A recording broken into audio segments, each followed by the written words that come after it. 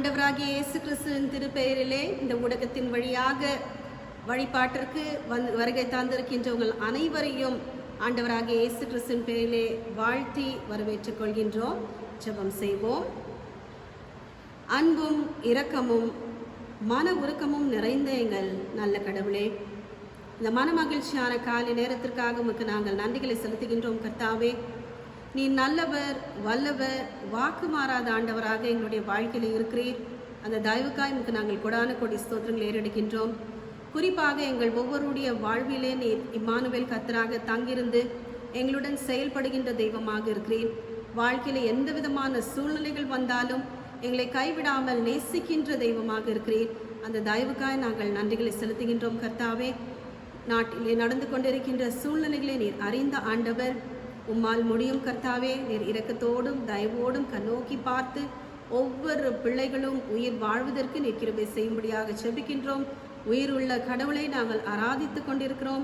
நிச்சயமாக எங்களுக்கு நீர் நல்ல வழிவாசல்களை திறந்து தருவீர் என்கின்ற நம்பிக்கையோடும் விசுவாசத்தோடும் உம்மிடத்திலே இந்த ஜெப விண்ணப்பத்தை கேட்கின்றோம். சுவாமி, இம்மட்டுமாக சுகமாக வைத்தவர் இனி வருகின்ற நாட்களிலோடும் எங்களை சுகத்தோடும் பலத்தோடும் நீர் வழிநடத்த வேண்டுமாய் கெஞ்சி மன்றாடுகின்றோம். நீ செய்த நன்மைகளையும் நாங்கள் நினைவு கூர்ந்து பார்த்து இந்த நாளிலே உம்மை நாங்கள் வழிபடும் பொழுது முழுமழனோடு நாங்கள் உம்மை ஆராதிக்க நீர் எங்களுக்கு கிருபை பாராட்ட வேண்டும் என்று அருள்நாதர் இயேசுவின் வழியாக இந்த ஜெபத்தை ஏறெடுக்கின்றோம். அன்பு நிறைந்த எங்கள் நல்ல கடவுளே, ஆமென். நம்முடைய வழிபாட்டிற்கு ஆரம்பமாக கீர்த்தனைகளிலே 224வது பாடல், தாசரே இத்தாரணியை அன்பாய் இயேசுவுக்கு சொந்தமாக்குவோம் என்கின்ற பாடலை நாம் அனைவருமாக இணைந்து பாடுவோம். தாசரே இத்தாரணியை அன்பாய் இயேசுவுக்கு சொந்தமாக்குவோம். தாசரே இத்தாரணியை அன்பாய் இயேசுவுக்கு சொந்தமாக்குவோம். நேசமாய் இயேசுவை கூறுவோம், அவரை காண்பிப்போம், மாவீரல் நீக்குவோம், வெளிச்சம் வீசுவோம். தாசரே இத்தாரணியை அன்பாய் இயேசுவுக்கு சொந்தமாக்குவோம். வருத்தப்பட்டு பாரம் சுமந்தோரை வருந்தி அன்பாய் அழைத்திடுவோம். குறித்த இயேசு பாவபாரத்தை, நமது துக்கத்தை, நமது துன்பத்தை சுமந்து தீர்த்தாரே. தாசரே இத்தாரணியை அன்பாய்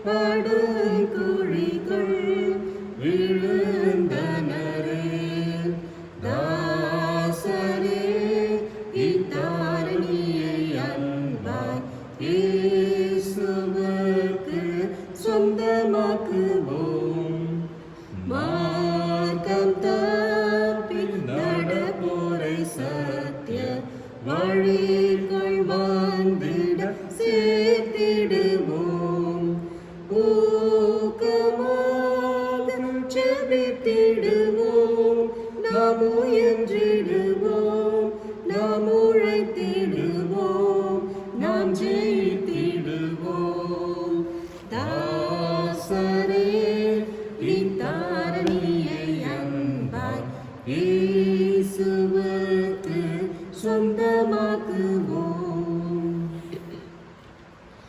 இறை வழிபாட்டு நூலினை பக்கம் 76 இரண்டாம் ஆராதனை முறைமை நாம் பின்பற்றுவோம். நாம் கடவுளை தொழுவோம். கடவுள் ஆவியாய் இருக்கிறார். அவரை தொழுது கொள்ளுகிறவர்கள் ஆவியோடும் உண்மையோடும் அவரை தொழுது கொள்ள வேண்டும். நம்முடைய பிதாவாகிய கடவுளாலும் கர்த்தராகிய இயேசு கிறிஸ்துவினாலும் உங்களுக்கு கிருபையும் சமாதானமும் உண்டாவதாக. இது கர்த்தர் உண்டு பண்ணின நாள், இதிலே களி கொண்டு மகிழ கடவோம். பக்கம் 79. ஆண்டவரே, எங்கள் உதடுகளை திறந்தருளும், அப்பொழுது எங்கள் வாய் உம்முடைய புகழை அறிவிக்கும். பிதாவுக்கும் குமாரனுக்கும் பரிசுத்த ஆவிக்கும் மகிமை உண்டாவதாக. ஆதிலும் இப்பொழுதும் எப்பொழுதுமான சதா காலங்களிலும் மகிமை உண்டாவதாக. ஆமென். திரியேக கடவுளை நாம் போற்றுவோம். சேனைகளின் கடவுளாகி கர்த்தரே, நீ பரிசுத்தர், பரிசுத்தர், பரிசுத்தர். வானமும் பூமியும் உமது மகிமையால் நிறைந்திருக்கின்றன. உன்னதத்திலே ஓசன்னா. கர்த்தரை நாமத்தினால் இவரே வந்தவரும் வருகிறமானவர் ஸ்தோத்திரிக்கப்பட்டவர். உன்னதத்திலே ஓசன்னா. கடவுளே நீ பரிசுத்தர், கடவுளே நீ பரிசுத்தர். சர்வ வல்லவரே நீ பரிசுத்தர், சர்வ வல்லவரே நீ பரிசுத்தர். சாவாமையுடையவரே நீ பரிசுத்தர், சாவாமையுடையவரே நீ பரிசுத்தர். ஆண்டவரே, எங்களுக்காக சிலுவையில் அறையுண்ட எங்கள் மீட்பரே, எங்கள் மேல் கிருபையாயிரும். ஆண்டவரே, எங்களுக்காக சிலுவையில் அறையுண்ட எங்கள் மீட்பரே, எங்கள் மேல் கிருபையாயிரும். பரிசுத்த ஆவியாகிய ஆண்டவரே, எங்கள் மேல் மனதுருகி எங்கள் மேல் கிருபையாயிரும். பரிசுத்த ஆவியாகிய ஆண்டவரே, எங்கள் மேல் கிருபையாயிரும். ஆண்டவரே, எங்கள் ஜெபங்களையும் ஆராதனையும் ஏற்றுக்கொண்டு எங்கள் மேல் கிருபையாயிரும். ஆண்டவரே, எங்கள் மேல் மனதுருகி எங்கள் மேல் கிருபையாயிரும். பாவ அறிக்கை. நமக்கு பாவமில்லை என்போமானால் நம்மை நாமே வஞ்சிக்கிறவர்களாவோம். நமக்குள் உண்மை இல்லை. நமது பாவங்களை அறிக்கையிட்டால் பாவங்களை நமக்கு மன்னித்து எவ்வித அநீதமும் நீங்க நம்மை சுத்திகரிப்பதற்கு அவர் நம்பத்தக்கவரும் நீதியும் உள்ளவர். நான் எழுந்தேன் தகப்பனிடத்துக்கு போய், தகப்பனே, பரத்துக்கு விரோதமாகவும் உமது பார்வையிலும் பாவம் செய்தேன். இனி உம்முடைய பிள்ளை என்று சொல்லப்படுவதற்கு நான் பாத்திரன் அல்ல. உம்முடைய கூலிக்காரரில் ஒருவராக என்னை வைத்துக் கொள்ளும் என்பேன். கடவுள் ராஜ்யம் சமீபத்திருக்கிறது. மனம் திரும்பி சுவிசேஷத்தில் நம்பிக்கை வையுங்கள். நமது பலவீனங்களுக்காக பரிதபிக்க முடியாத பிரதான ஆசாரியர் நமக்கு இராமல் எல்லா விதத்திலும் நம்மை போல் சோதிக்கப்பட்டோம் பாவமில்லாத பிரதான ஆசாரியரே நமக்கு இருக்கிறார். சற்று நேரம் நாம் அமைதியாக இருந்து நம்முடைய பிழைகளை நாம் உணர்வோம். தெரிந்தோ தெரியாமலோ நாம் செய்திருக்கின்ற குற்றங்கள், குறைவுகள், நம்முடைய வாழ்க்கையிலே காணப்படக்கூடிய மீறுதல்கள் அனைத்தையும் ஆண்டவருடைய பாதத்திலே நாம் ஊற்றி ஆண்டவருடைய மன்னிப்பை நாம் நாடி நிற்போம். பாவ மன்னிப்பின் நிச்சயத்தை நாம் உறுதியோடு பெற்றுக்கொள்வோம். சர்வ வல்லமையும் மிகுந்த இரக்கமுள்ள ஆண்டவர் மன்னிப்பையும் பாவ நிவர்த்தியையும் நமக்கு கட்டளிட்டருளி வாழ்க்கையை சீர்படுத்துவதற்கான காலத்தையும் தமது பரிசுத்த ஆவியின் கிருபையையும் தேற்றுதலையும் தந்தருள்வாராக. ஆமென். ஆண்டவரை துதியுங்கள். ஆண்டவர் நாமம் துதிக்கப்படுவதாக. அன்புக்குரியவர்களே, உங்கள் யாவருக்கும் ஆண்டவராக இயேசு கிறிஸ்துவின் திருப்பெயரில் வாழ்த்துதலை நான் தெரிவித்துக் கொள்கின்றேன். இன்று சிந்திக்கும்படியாக கொடுத்திருக்கின்ற தலைப்பு Christ invitation to be an expression of mission. கிறிஸ்துவின் அழைப்பு அருட்தொண்டுக்கான வெளிப்பாடு. ஆண்டவராக இயேசு கிறிஸ்து, உயிர்த்தெழுந்த ஆண்டவராக இயேசு கிறிஸ்து தம்முடைய சீடர்களை அவர் மீண்டுமாக சந்தித்து அந்த அருட்பணிக்கான ஆயத்தங்களை செய்கின்ற காரியங்களை நாம் தியானிக்க இருக்கின்றோம். குறிப்பாக கொடுக்கப்பட்டிருக்கின்ற திருமறை பகுதிகள் எசேக்கியேல் 34ஆம் அதிகாரம் வசனங்கள் 25 துவங்கி 31 வரை, 1 பேதுரு 2ஆம் அதிகாரம் வசனங்கள் 1 துவங்கி 10 வசனங்கள் வரை, யோவான் 20ஆம் அதிகாரம் வசனங்கள் 19 துவங்கி 23 வரை. நம்முடைய தியானத்திற்காக நற்செய்தி பாடமாக யோவான் 20ஆம் அதிகாரம் வசனங்கள் 19 23 வரை உள்ள பகுதியை நான் தெரிவு செய்திருக்கின்றேன். ஆண்டவராக இயேசு கிறிஸ்துவின் அருட்பணியை பற்றி பேசும்போது அவர் உயிரோடு வாழ்ந்த காலத்திலும் தம்முடைய சீடர்களை அழைத்து அவர்களுக்கு அந்த அருட்பணிக்கான அதிகாரங்களை கொடுத்தார் என்று நாம் வாசிக்க கேட்டிருக்கின்றோம். மத்தேயு 10ஆம் அதிகாரத்திலும் 4 நற்செய்தி நூல்களிலும் ஆண்டவராக இயேசு கிறிஸ்து தம்முடைய சீடர்களை அனுப்பினார் அருட்பணிக்கு என்று நாம் பார்த்திருக்கின்றோம். இப்பொழுது ஆண்டவராக இயேசு கிறிஸ்து மரித்து உயிர்த்தெழுந்த பிறகும் தங்களுடைய சீடர்கள் பயந்து அவர்கள் கதவுகளை பூட்டி அந்த திருப்பணியை துவங்குவதற்கு சற்று தயக்கமாக இருக்கின்ற சூழ்நிலையில் ஆண்டவராக இயேசு கிறிஸ்து அவர்களை சந்திக்கின்றார். அப்படி அந்த ஊழியத்தின் வெளிப்பாடுகள் எவ்வாறாக இருக்கிறது என்று பார்க்கும்போது 3 தலைப்பின் கீழ் நாம் தியானிக்கலாம் என்று நான் நினைத்திருக்கின்றேன். முதலாவதாக ஆறுதல் படுத்தும் அருட்பணி, மிஷன் ஆஃப் கம்ஃபர்ட். இரண்டாவதாக அகமகிழ செய்யும் அருட்பணி, மிஷன் ஆஃப் ரிஜாய்ஸ். மூன்றாவதாக ஆற்றல் தரும் அருட்பணி, மிஷன் ஆஃப் எம்பவர்மெண்ட். இந்த 3ஐயும் நாம் ஆண்டவராக இயேசு கிறிஸ்து தன்னுடைய சீடர்களுக்கு கொடுத்து அவர்களை ஊக்கப்படுத்துகிறார் என்றுதான் நம்மால் புரிந்து கொள்ளப்படுகிறது.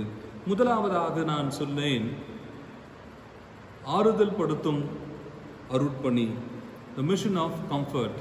இது எந்த சூழ்நிலையில் அவர்களுக்கு தருகிறார் என்று பார்க்கும்போது, வாரத்தின் முதல் நாளாகிய அன்றைய தினம் சாயங்கால வேளையிலே சீஷர்கள் கூடியிருந்த இடத்தில் யூதர்களுக்கு பயந்ததினால் கதவுகள் பூட்டப்பட்டு இருக்கின்ற சூழ்நிலையில் இயேசு வந்து நடுவே நின்று உங்களுக்கு சமாதானம் என்கின்றார். வாரத்தின் முதல் நாள் என்று சொல்லும்போது ஆண்டவராக இயேசு கிறிஸ்து உயிர்த்தெழுந்த அதே நாளில் நடந்திருக்கின்ற நிகழ்வாக இருக்கலாம் என்று அநேகர் சொல்லுகிறார்கள். இதை சொல்லும்போது இந்த யூதர்கள் ஆண்டவராக இயேசு கிறிஸ்துவை அவர்கள் மரிப்பதற்காக ரோம அதிகாரிகளுடன் சேர்ந்து சதித்திட்டம் தீட்டிய பிறகும் இயேசு கிறிஸ்து மரித்த பிறகு உயிர்த்தெழுந்தார் என்று சொன்ன உடனே அவர்களால் அதை ஏற்றுக்கொள்ள முடியவில்லை. சீடர்களும் சற்று தயங்கி அவர்கள் கவலைக்கிடமாக இருக்கின்ற நேரங்களில் தன்னுடைய தலைவராக அருட்பணி செய்கின்ற ஆண்டவராக இயேசு கிறிஸ்து அவரிடத்தில் இல்லையே என்ற அதிர்ச்சி கவலைகள் அவரிடத்தில் இருந்தது. அநேக நேரங்களில் நம்மை வழிநடத்துகிறவர்கள் நம்முடைய பெற்றோராக இருக்கலாம், அல்லது திருச்சபையின் ஆயராக இருக்கலாம், அல்லது அருட்பணியாளர் நம்மை நடத்துகிறவர்கள். அவர்கள் இல்லாத நேரங்களில் நாம் கலங்கி நிற்கின்ற ஒரு சூழ்நிலை வரும்போது பயத்து நிமித்தமாகவும் எதிர்காலம் தெரியாமல் நின்றிருக்கின்ற சூழ்நிலையில் அவர்களே நம்மை ஆற்றுப்படுத்தும் போது அது உண்மையான ஆறுதலாக இருக்கும். அப்படிதான் ஆண்டவராக இயேசு கிறிஸ்து தன்னை மறுதலித்தவர்களும் தன்னுடைய பாடுகளில் விட்டு ஓடின சீடர்களிடத்தில் அவர் மீண்டுமாக வருகிறார். இந்த அருட்பணிக்கான கரிசனையையும் பொறுப்புகளையும் ஆண்டவராக இயேசு கிறிஸ்து நினைத்திருந்தால் இந்த 11 நபர்களை தவிர்த்து வேற யாராவது இடத்திலும் கொடுத்திருக்கலாம். ஆனாலும் ஆண்டவராக இயேசு கிறிஸ்து அப்படி செய்யவில்லை. மீண்டுமாக அவரே வந்து அந்த அருட்பணிக்கான முக்கியத்துவத்தை அந்த மக்களிடத்தில் பகிர்ந்து கொள்ளுகிறார். எப்படி அவர் ஆறுதல் படுத்துகிறார் என்று பார்க்கும்போது, அங்கிருந்த ரோம அதிகாரிகளுக்கும் யூத தலைவர்களுக்கும் இவர்கள் பயந்து வீட்டுக்குள்ளாகவே இருக்கிறார்கள். அப்படி இருக்கின்ற சூழ்நிலையில் ஆண்டவராக இயேசு கிறிஸ்து தாமே உங்களுக்கு சமாதானம் என்று சொல்லி தேற்றுகிறவராக இருக்கின்றார். இதே போன்ற நிகழ்வு நாம் ஆண்டவராக இயேசு கிறிஸ்து உயிரோடு வாழ்ந்த காலத்திலும் பார்த்திருக்க முடியும். யோவான் 14ஆம் அதிகாரத்தில் ஆண்டவராக இயேசு கிறிஸ்து தன்னுடைய பிரிவை இந்த 12 சீடர்களுக்கு சொல்லும்போது அவர்களுக்குள்ளான தயக்கம், பயம் ஏற்பட்டிருந்தது. அப்படி பயந்து இருக்கும்போது ஆண்டவராக இயேசு கிறிஸ்து சொல்லுகின்றார், நான் 16ஆம் வசனம் சொல்லுகிறது, நான் பிதாவை வேண்டிக் கொள்ளுவேன், அப்பொழுது என்றென்றைக்கும் உங்களோடு கூட இருக்கும்படியாக சத்திய ஆவியாகிய வேறொரு தேற்றரவாளனை நான் உங்களுக்கு தந்தருளுவேன் என்று அவர்களுக்கு வாக்குறுதி தருகின்றார். நான் இல்லாத நேரங்களில் உங்களுக்கு சத்திய ஆவியாகிய தேற்றரவாளன் உங்களிடத்தில் இருப்பார் என்று சொல்லி அவர்களுக்கு அறிமுகம் செய்கின்றார். இந்த தேற்றரவாளனை பற்றி நாம் புரிந்து கொள்ளும் போது யோவான் நற்செய்தியாளர் மிக சிறந்த வார்த்தையை பயன்படுத்துகின்றார். பாராக்லேட் என்ற வார்த்தையை அவர் பயன்படுத்துகின்றார். கிரேக்க மொழியில் பாராக்லேட்டோஸ் என்பதற்கு என்ன அர்த்தம் என்று பார்க்கும்போது, நம்முடன் இருப்பவர், நம்மை ஆற்றுப்படுத்துபவர், நமக்காக பரிந்து பேசுகிறவர் என்றெல்லாம் அர்த்தம் இருக்கிறது. பாராக்லேட் used for the Holy Spirit. Para means beside or alongside. Kalis means to call. The total meaning we can come to a conclusion as comforter, an advocate, or an helper or consoler. இந்த வார்த்தைகளுக்கான அர்த்தமாக இருக்கிறது. மற்ற 3 நற்செய்தியாளர்களும் மத்தேயு, mark, லூக்கா பரிசுத்த ஆவியானவருக்கு zoe என்ற வார்த்தையை பயன்படுத்தியிருக்கிறார்கள். ஆனால் யோவான் நற்செய்தியாளர் மட்டும்தான் இந்த பரிசுத்த ஆவியானவருக்கு பாராக்லேட் என்ற வார்த்தையை பயன்படுத்தியிருக்கின்றார். A comforter during the time of sorrow and pain. நாம் கஷ்டத்தோடு சோகத்தோடு போய்கொண்டிருக்கின்ற நேரத்தில் நமக்கு ஆறுதல் செய்யக்கூடியவராக, நமக்கு நல்ல ஆலோசகராக இருக்கின்றவர் தான் அந்த பரிசுத்த ஆவியானவர் என்று சொல்லப்பட்டிருக்கிறது. அப்போ இந்த பரிசுத்த ஆவியானவரை பற்றி நாம் பார்க்கும்போது, அவர் நம்மோடு இருக்கிறவர், நம்முடைய துயரத்தில் பங்கு கொண்டுகிறவர், நம்முடைய துயரத்திலிருந்து மீண்டு வருவதற்கு உதவி செய்கிறவரை தான் ஆண்டவராக இயேசு கிறிஸ்து அறிமுகம் செய்திருக்கின்றார். அதை நாம் எங்கே பார்க்க முடியும் என்றால், ஆண்டவராக இயேசு கிறிஸ்து உயிர்த்தெழுந்த பிறகும் சீடர்கள் பயந்து மனவேதனையுடன், கஷ்டத்துடன், மனபாரத்துடன் இருக்கின்ற நேரத்தில் அவரே அவர்களுக்கு அறிமுகமாகி அவரை தேற்றுகிறவராக இருக்கின்றார். அருட்பணி என்பது அது ஆறுதல் படுத்துகின்ற அருட்பணி, நம்மை ஆற்றுப்படுத்துகின்ற அருட்பணியாக இருக்கிறது. தற்போது நம்முடைய வாழ்வின் சூழ்நிலைகளிலும் நம்மை விட்டு நம்முடைய குடும்பத்தில் அதிகமாக நேசிக்கப்பட்டவர்கள் கடவுளுடைய பாதத்தில் சேர்ந்திருக்கிறார்கள். கணவனை இழந்த மனைவி, மனைவி இழந்த கணவன், பெற்றோர்களை இழந்த பிள்ளைகள், நண்பர்களை இழந்தவர் அநேகர் இருக்கிறார்கள். ஆயர்களை இழந்த திருச்சபை, சபை மக்களை இழந்த திருச்சபை. அப்படி பார்க்கும்போது, எந்த பக்கம் பார்க்கும் போதும் மரண ஓலங்கள் தான் சுற்றி இருக்கிறது. இதன் வழியாக நாம் நம்முடைய வாழ்க்கையை வாழ வேண்டும். அப்படிப்பட்ட தங்களுடைய சொந்தங்களை இழந்திருக்கிறவர்களுக்கு ஆண்டவராக இயேசு கிறிஸ்து அவர் தேற்றரவாளனாக இருக்கிறேன் என்று சொல்லி தேற்றுகிறவராக இருக்கின்றார். அந்த தேற்றரவாளன் நம்மோடு இருக்கின்றார், நம்மை பரிந்து பேசுகிறவராக இருக்கின்றார், நம்மை ஆற்றுப்படுத்துகிறவராக இருக்கின்றார். இதைதான் ஏசாயா தீர்க்கதரிசி சொன்னார். ஏசாயா 9ஆம் அதிகாரம் வசனம் 10ஆம் வசனம் 6ஆம் வசனம் சொல்லுகிறது, அவர் ஆலோசனை கர்த்தர். Jesus is addressed as a wonderful counselor. நம்மை தகுந்த நேரத்தில் நம்மை ஆலோசனை செய்கிறவராக இருக்கின்றார், நம்மை ஆற்றுப்படுத்துகிறவராக இருக்கின்றார்.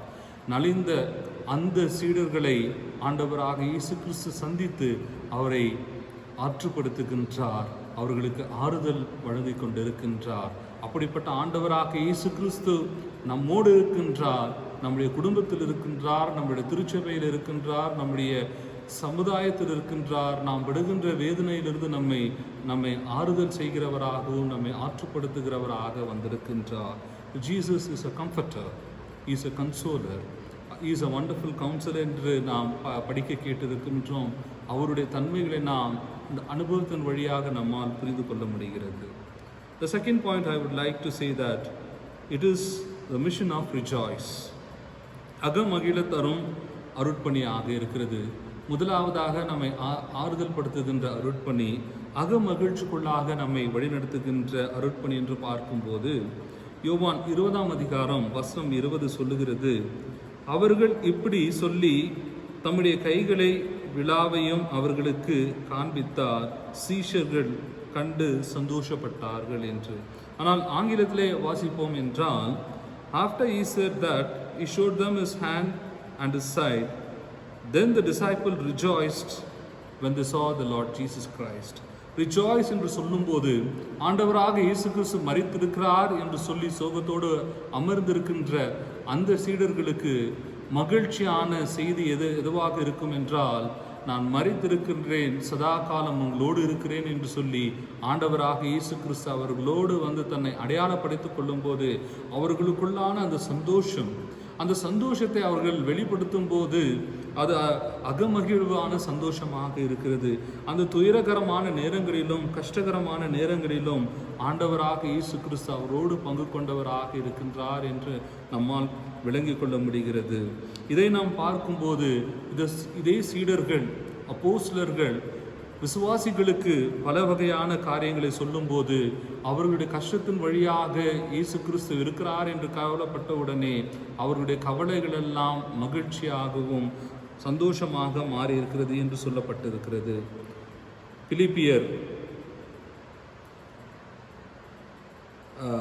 அப்போஸ்தலர் நடபடிகளில் பார்க்கும்போது 8ஆம் அதிகாரத்தில் பிலிப்பும் மற்ற சீடரும் சமாரியா இடங்களுக்கு சென்று அங்கு இருக்கின்ற அனைத்து மக்களையும் குணப்படுத்துகிறார்கள். அப்படி குணப்படுத்தும் போது அந்த நகரமே சந்தோஷமாக இருந்தது என்று சொல்லப்பட்டிருக்கிறது. அப்போஸ்தலர் நடபடிகள் 8ஆம் அதிகாரம் வசனம் 8 சொல்லுகிறது, அந்த பட்டணத்தில் மிகுந்த சந்தோஷம் உண்டாயிற்று என்று. அப்படி பார்க்கும்போது அது வெறும் தனிப்பட்ட நபர்களுடைய சந்தோஷம் அல்ல, அங்கே இருக்கின்ற கூடியிருக்கின்ற மக்களுடைய சந்தோஷமாக இருக்கிறது. இந்த அருட்பணி பாதைகளில் நாம் கஷ்டத்தையும் துயரத்தையும் நிந்தைகளையும் சந்திக்கும் போதும் ஆண்டவராக இயேசு கிறிஸ்து அதை முறுமுறுத்து நாம் சந்திக்கக்கூடாது. அது சந்தோஷமாக ஏற்றுக்கொண்டு அதை நாம் மேற்கொள்ள வேண்டும் என்று சொல்லப்பட்டிருக்கிறது. இதேதான் அப்போஸ்தலர் 16ஆம் அதிகாரம் 34ஆம் வசனத்திலும் பவுலும் சீலாவும் சிறைச்சாலையில் போடப்பட்டிருக்கும் போதும் அந்த இரவு முழுவதும் அவர்கள் கடவுளை துதித்து ஆராதித்தார்கள் என்று சொல்லப்பட்டிருக்கிறது. அந்த சிறைச்சாலைய தலைவன் அவர் இவர்களை பார்த்து ஆண்டவராக இயேசு கிறிஸ்துவை புரிந்து கொள்ளுகின்றார். நிலநடுக்கம் ஏற்படுகிறது. அப்பொழுது கடவுளுடைய வல்லமையை அவர் புரிந்து கொண்டு அவரை வீட்டுக்கு அழைத்து செல்லுகின்றார். வசனம் சொல்லுகிறது, அப்போஸ்தலர் 16ஆம் அதிகாரம் 34ஆம் வசனம் சொல்லுகிறது, பின்பு அவன் அவர்களை தன் வீட்டிற்கு கூட்டிக் கொண்டு போய் அவர்களுக்கு போஜனம் கொடுத்து தன் வீட்டார் அனைவரோடும் கூட தேவனிடத்தில் விசுவாசம் உள்ளவர்களாகி மனமகிழ்ச்சியாக இருந்தார்கள் என்று சொல்லப்பட்டிருக்கிறது. திருமுழுக்கு பெற்று அந்த குடும்பமே ஆண்டவராக இயேசு கிறிஸ்துவை ஏற்றுக்கொண்டு அவர்கள் மனமகிழ்ச்சியாக இருந்தார்கள் என்று சொல்லப்பட்டிருக்கிறது. அப்போஸ்தலனாகிய பவுல் தன்னுடைய நிருபத்தில் அவ்வப்போது சொல்லுகின்றார். பிலிப்பியர் 4ஆம் அதிகாரத்தில், Rejoice in the Lord always, and again I say rejoice. Do not worry about anything, but in everything by prayer and supplication with thanksgiving let your requests be made known to God. கர்த்தருக்குள் எப்பொழுதும் சந்தோஷமா இருங்கள் என்று மறுபடியும் சொல்லுகிறேன் என்று சொல்லுகின்றார். இது சந்தோஷமான இருக்கின்ற நேரங்களில் சந்தோஷமாக இருங்கள் என்று சொல்லவில்லை. கஷ்டத்திலும் துயரத்திலும் இருக்கும்போது ஆண்டவராக இயேசு கிறிஸ்து நமக்கு சமீபமாக இருக்கின்றார், நீங்கள் சந்தோஷமாக இருங்கள் என்று சொல்லுகின்றார். இது வேதனையிலிருந்து நாம் ஆண்டவராக இயேசு கிறிஸ்துவை நோக்கி பார்க்கும்போது நம்மோடு இருக்கின்றார். நம்முடைய கவலைகளை அவர் நீக்க போகின்றார். கஷ்டத்தின் பாதைகள் இருந்து நம்மோடு இருக்கிறார் என்பதற்கு அவர் சொல்லியிருக்கின்றார். எல்லா நேரங்களிலும் நீங்கள் ஜெபத்தோடும் ஸ்தோத்திரத்தோடு நீங்கள் கடவுளிடத்தில் மன்றாடுங்கள் என்று சொல்லியிருக்கின்றார். அப்போ அந்த 11 சீடர்களுக்கு அவர்கள் ஆண்டவராக இயேசு கிறிஸ்துவை பார்க்கும்போது அவர்களுக்கு மகிழ்ச்சியை கொடுத்த சம்பவமாக இருக்கிறது. அநேக நேரங்களில் கஷ்டத்துடன் துயரத்துடன் தனிமையில் இருக்கின்ற நேரங்களில் ஆண்டவராக இயேசு கிறிஸ்து நம்மோடு இருக்கிறார் என்றால் நாம் கடவுளோடு நெருங்கி அவர் இந்த சோகத்தை மீண்டு வருவதற்கு உதவி செய்வார். இந்த தனிமைகளையும் இந்த கஷ்டங்களையும் இந்த பாடுகளையும் நம்மை விட்டு அகற்றுவார் என்ற அசைக்கப்படாத நம்பிக்கை நம்மிடத்தில் இருக்க வேண்டும் என்று சொல்லப்பட்டிருக்கிறது. அடுத்தபடியாக 3ஆவதாக ஆற்றல் தரும் அருட்பணி, மிஷன் ஆஃப் எம்பவர்மெண்ட். எப்படி என்று பார்க்கும்போது ஆண்டவராக இயேசு கிறிஸ்து அவர்களை பார்த்து சந்தித்து உங்களுக்கு சமாதானம் உண்டாவதாக என்று சொல்லி அவர் என்ன செய்கிறார் என்றால், மீண்டுமாக அந்த சீடர்கள் அவர்களை பார்த்து சந்தோஷப்பட்டு தங்களுடைய சந்தோஷத்தை வெளிப்படுத்துகிறார்கள். பிறகு ஆண்டவராக இயேசு 22ஆம் வசனம் சொல்லுகிறது, அவர்கள் மேல் ஊதி பரிசுத்த ஆவியை பெற்றுக்கொள்ளுங்கள். எவர்களுடைய பாவங்களை மன்னிக்கிறீர்களோ அவைகள் அவர்களுக்கு மன்னிக்கப்படும். எவருடைய பாவங்களை நீங்கள் மன்னியாதிருக்கிறீர்களோ அவைகள் அவர்களுக்கு மன்னிக்கப்படாது என்ற அதிகாரத்தை தருகின்றார். இதை இடத்தில் பார்க்கும்போது ஆண்டவராக இயேசு கிறிஸ்து அவர்கள் மேல் ஊதி பரிசுத்த ஆவியை பெற்றுக்கொள்ளுங்கள் என்று சொல்லி இருக்கின்றார். அப்போ அந்த பரிசுத்த ஆவியானவர் நமக்கு ஆற்றல் தருகிறவராக இருக்கின்றார். எத்தகையான நேரங்களில் நமக்கு ஆற்றல் தருகிறார் என்றால், நாம் சோர்ந்திருக்கின்ற நேரங்களில், நாம் வேதனையோடு இருக்கின்ற நேரங்களிலும், பலவீனமாக இருக்கின்ற நேரத்திலும், பயந்து முடங்கி கொண்டு இருக்கின்ற நேரங்களிலும் நமக்கு ஆற்றல் தருகிறவராக இருக்கின்றார். The empowerment of the Holy Spirit will really help us to overcome all the difficulties and challenges. நமக்கு வருகின்ற எல்லா கஷ்டங்களையும் எல்லா சவால்களையும் மேற்கொள்வதற்கு ஆண்டவராகிய இயேசு கிறிஸ்து அந்த பரிசுத்த ஆவியானவர் நமக்கு தந்திருக்கின்றார். அவரை ஏற்கனவே நான் உங்களுக்கு சொல்லியிருக்கின்றேன், அவர் தேற்றரவாளனாக இருக்கின்றார். நம்மை தேற்றுகிறவர், நம்மை ஆற்றுப்படுத்துகிறவராக இருக்கின்றார். அவர் நமக்குள் வரும்போது புதிய பலன் நமக்கு வருகிறது. இதை நாம் வாசிக்க பார்க்கும்போது, நீங்கள் பலனடைந்து எருசலேமிலும் யூதேயாவிலும் மற்றும் உலகத்தில் இருக்கிற எல்லா இடங்களிலும் எனக்கு சாட்சியாக இருப்பீர்கள் என்று அதனுடைய வெளிப்பாடை நாம் பார்த்திருக்கின்றோம். அப்போஸ்தலர் நடபடிகள் 1ஆம் அதிகாரம் 8ஆம் வசனத்தில்.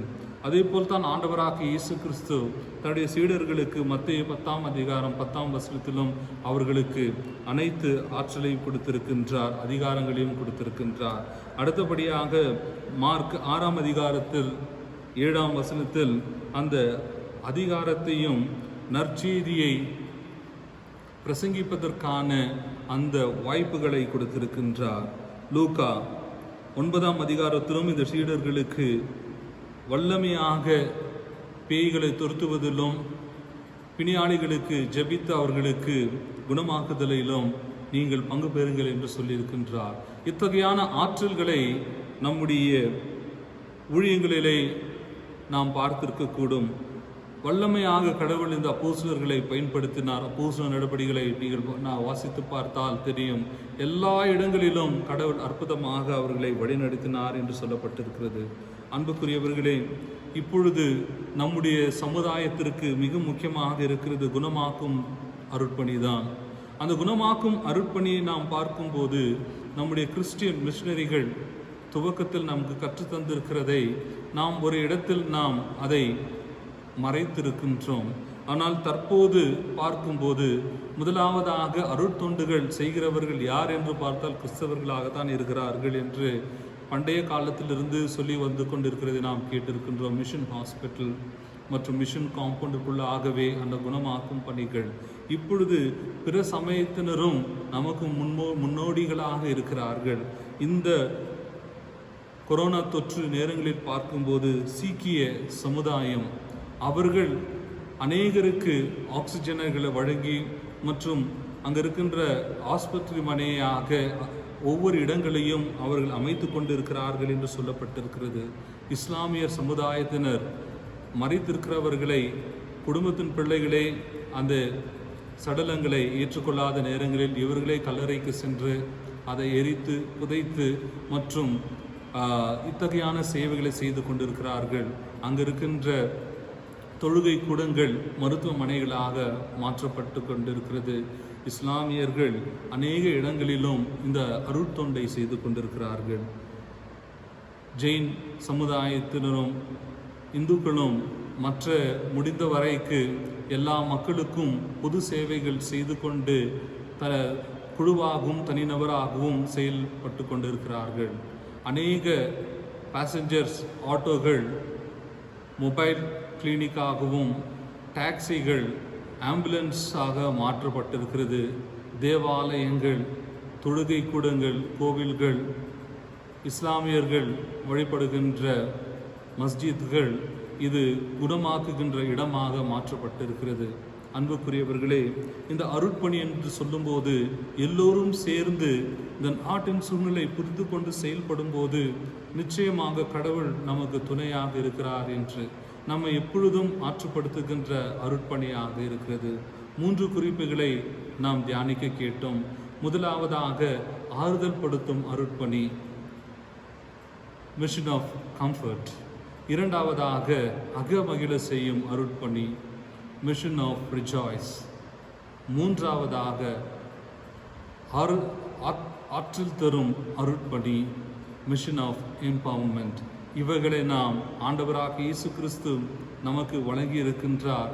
நாமும் அருட்தொண்டாளர்களாக சமுதாயத்திலும் குடும்பத்திலும் திருச்சபையும் செயல்பட கர்த்தர் தாமே நம்மை ஆசீர்வதித்து வழிநடத்துவாராக. ஆமென்.